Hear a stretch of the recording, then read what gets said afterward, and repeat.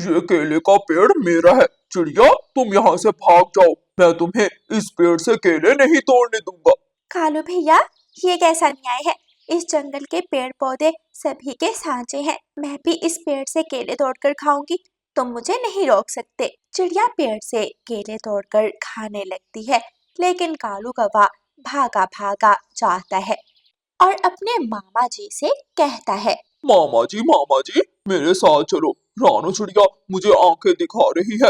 रानो चिड़िया को सीधा करने की जरूरत है। उस छोटी चिड़िया की इतनी हिम्मत कि मेरे भांजे कालू कौवे को आंखें दिखाए। मैं अभी तुम्हारे साथ जाता हूँ और देखता हूँ उस छोटी चिड़िया को। कालू कौवा अपने मामा जी को साथ लेकर चिड़िया की तरफ उड़ता है।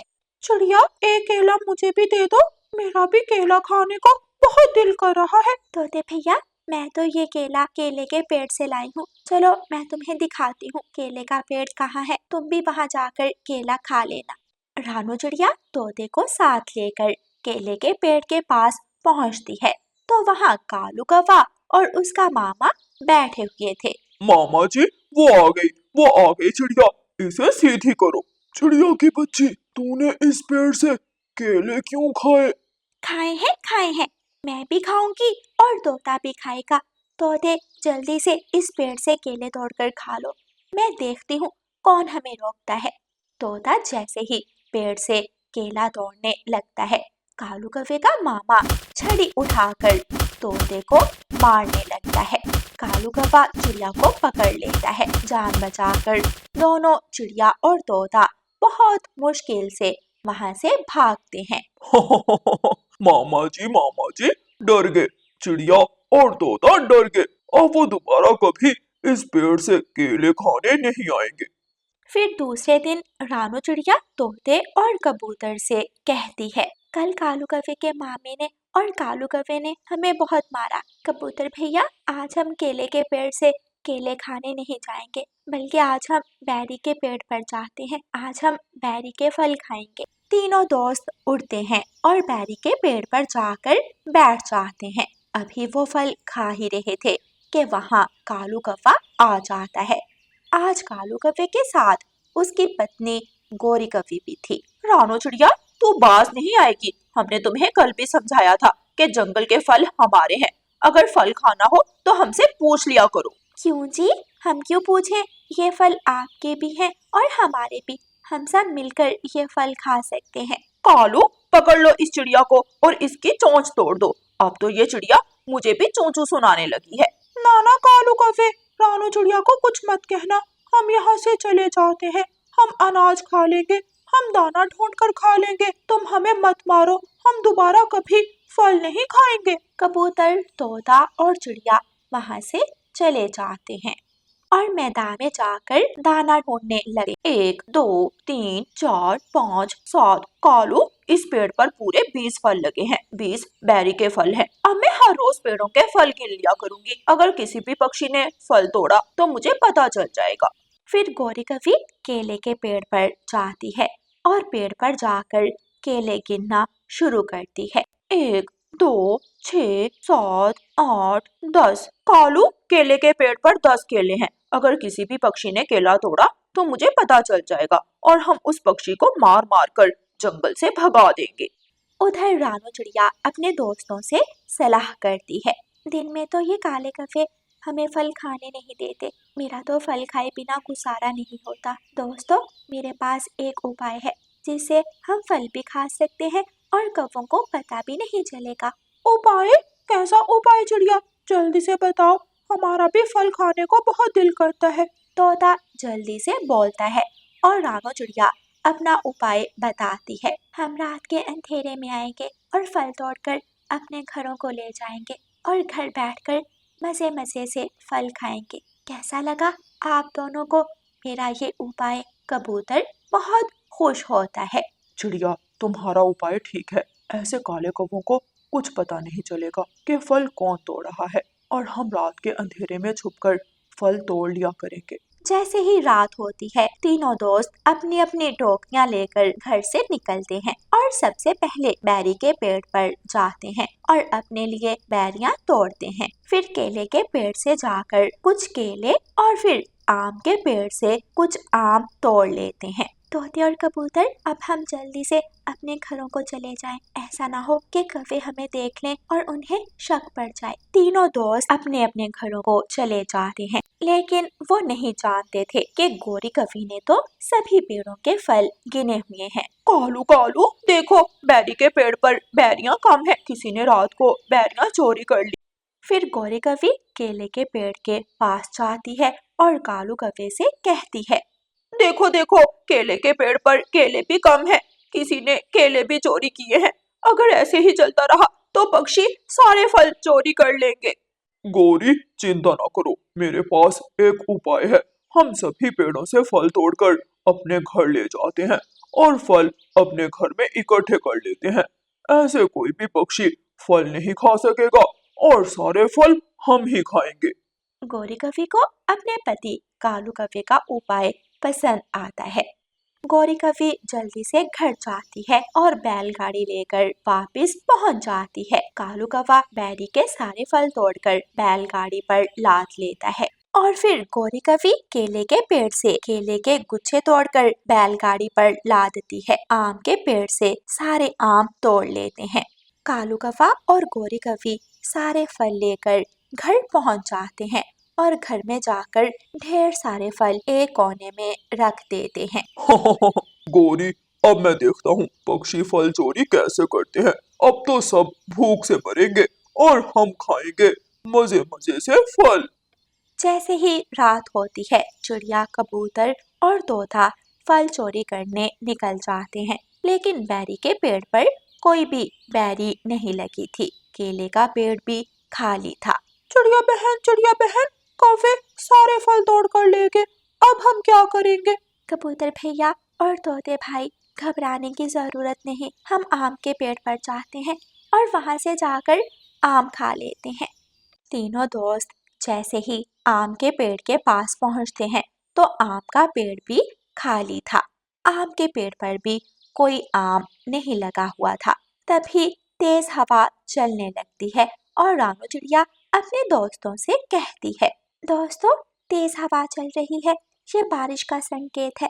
तेज बारिश शुरू होने वाली है, हमें जल्दी से अपने अपने घरों को लौटकर जाना होगा। वो सब अपने अपने घरों को लौट जाते हैं। जंगल में तेज बारिश शुरू हो जाती है। तेज बारिश के साथ तेज हवा भी थी। कौवों का घर तो पहले ही कमजोर था और टूटा फूटा भी। ज्यादा फलों के बोझ से घर बुरी तरह हिलने लगता है। गोरी, देखो देखो, हमारा घर एक तरफ झुक रहा है।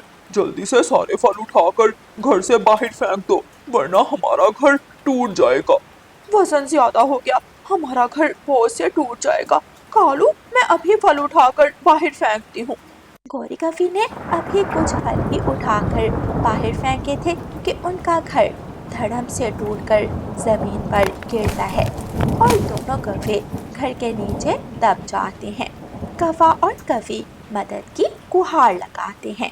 बचाओ बचाओ, पक्षियों हमें बचाओ, हमारा घर टूट गया है, हम घर के नीचे दबे हुए हैं, हमें बाहर निकालो।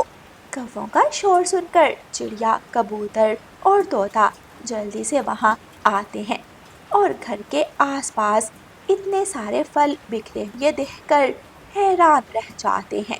अच्छा, तो कौवे और कौवी, तुम दोनों ने सारे फल अपने घर में जमा कर लिए थे, इसीलिए तुम्हारा घर टूट गया। लालच बुरी बला होती है, देखा काले कौवो, तुम दोनों ने लालच किया और फल तोड़कर अपने घर में जमा कर लिए। फलों की वजह से तुम्हारा घर टूट गया। फिर कौवा और कौवी पक्षियों की विनती करते हैं और पक्षी उन्हें टूटे हुए घर के नीचे से बाहर निकालते हैं। दोस्तों, हमें माफ कर दो, आज अपने लालच की वजह से हम दोनों मरने वाले थे। आज के बाद हम कभी लालच नहीं करेंगे। आप सब जंगल के फल खा सकते हो। आज के बाद हम कभी भी आपको फल खाने से मना नहीं करेंगे। ये सुनकर सभी पक्षी बहुत खुश होते हैं और अपने अपने हिस्से के फल उठाकर अपने घरों को ले जाते हैं। प्यारे दोस्तों, इस कहानी को लाइक, अपने दोस्तों के साथ शेयर और चैनल को सब्सक्राइब करना बिल्कुल मत भूलना। आपका धन्यवाद। रानो चिड़िया की ऐसी कहानियाँ सुनने के लिए YouTube सर्च बार में रानो चिड़िया की कहानी लिखें या फिर ये बटन दबाकर बोलकर कहें रानो चिड़िया की कहानी। गौरी कव्वी अपने बेटे जग्गू कव्वे को पैसे देती है और कहती है, जग्गू बेटा जाओ कबूतर चाचा की दुकान से सब्जी ले आओ। मम्मा, जो पैसे बाकी बचेंगे मैं उनकी चीज खा लूं। हाँ, चीज भी ले लेना और सब्जी भी ले आओ। जग्गू कव्वा अपने घर से निकलता है, लेकिन वो कबूतर चाचा की दुकान पर सब्जी लेने की बजाय झोलों की तरफ चला जाता है। जग्गू कव्वा बड़े झूले पर बैठ जाता है। वो बड़े झूले पर झूले लेता है और फिर बड़े झूले से उतरकर घोड़े की तरफ आता है। कुकू चिड़िया का बेटा वहाँ से गुजर रहा था। कुकू जग्गू के पास आता है। जग्गू मेरे दोस्त, आपने इतने सारे पैसे कहाँ से लिए? मैं क्यों बताऊं, मैं झूले लूंगा, मजे करूंगा। अगर तुमने झूले लेने हैं तो आ जाओ। नहीं, अभी तो मैं काम से जा रहा हूँ। जब मैं काम से फारग हूँगा तो फिर ही अपनी मम्मा की इजाजत लेकर झूले लेने आऊंगा। कुकू वहाँ से चला जाता है और जग्गू फिर से झूले लेने लगता है। शाम तक जग्गू सारे पैसे खत्म कर देता है। जब जग्गू कव्वा घर नहीं आता तो उसकी मम्मा गौरी कव्वी परेशान होकर कबूतर के पास जाती है। कबूतर, मेरा जग्गू यहाँ सब्जी लेने आया था, क्या वो सब्जी लेकर चला गया है? नहीं गौरी कव्वी, जग्गू कव्वा मेरे पास सब्जी लेने तो नहीं आया। फिर मेरा जग्गू कहाँ चला गया? चिड़िया का बेटा कुकू आया था, वो मुझसे आलू और करेले लेकर गया है। गौरी कव्वी वहाँ से उड़ती है और रानो चिड़िया के पास जाती है। कुकू बेटा, मेरा जग्गू घर से सब्जी लेने आया था, लेकिन अभी तक लौटकर घर नहीं आया। क्या तुमने उसे कहीं देखा है? हाँ आंटी, जग्गू झूले वाले अंकल के पास झूले ले रहा था। जग्गू कभी नहीं सुधरेगा। मैं घर में इंतजार कर रही हूँ और वो झूले ले रहा है। अब झूले तो ले लिए और पैसे भी खत्म हो गए। अब जंगल में जाकर कोई मीठा फल ढूंढ कर खाता हूँ। जग्गू कव्वा घने जंगल में चला जाता है। गौरी कव्वी जग्गू की मम्मा जब झूले वाले के पास जाती है तो जग्गू वहाँ नहीं था। भाई जी, मेरा जग्गू यहाँ झूले लेने आया था, वो कहाँ है? कव्वी, वो छोटा कौवा तो सुबह से मेरे पास झूले ले रहा था, अभी अभी वो उस तरफ गया है। क्या वो घने जंगल की तरफ चला गया है? हाँ, मैंने उसे उस तरफ जाते हुए देखा था। गौरी कव्वी उड़ती है और घने जंगल की तरफ चली जाती है। जग्गू कव्वा मीठा फल ढूंढ रहा था और जग्गू की मम्मा जग्गू को ढूंढ रही थी। ऐसे ही रात हो जाती है। जग्गू कव्वे की नानो आज जग्गू कव्वे के घर आ रही थी। माँ जी, आप यहाँ क्यों बैठी हैं? अपने घर के पास बैठी जग्गू कव्वे की नानो से चिड़िया पूछती है। बेटी, मैं अपने नवासे जग्गू से मिलने आई हूँ। मैं थक गई हूँ, इसलिए यहाँ बैठ गई। आप मेरे घर में आ जाएं। नहीं, अब मैं जा रही हूँ। फिर जग्गू कव्वे की नानो वहाँ से चली जाती है। काफी देर उड़ने के बाद गौरी कव्वी जग्गू कव्वे को देख लेती है। जग्गू बेटा, आप तो घर से सब्जी लेने आए थे। मम्मा मम्मा, मेरा झूला लेने को दिल किया। मैं झूले वाले अंकल के पास गया तो सब्जी के सारे पैसे झूलों में खर्च हो गए। बेटा जग्गू, आज हम खाएंगे क्या? घर में तो दाल सब्जी नहीं है। फिर गौरी कव्वी जग्गू कव्वे को साथ लेकर अपने घर चली जाती है। घर में जग्गू की नानो आई बैठी थी। नानो नानो, मेरी नानो आई है और मुझे पता ही नहीं। नानो भी जग्गू को अपने सीने से लगाती है। गौरी कव्वी रसोई में जाती है और जग्गू को आवाज देती है। जग्गू बेटा, यहाँ आओ रसोई में, मेरी बात सुनो।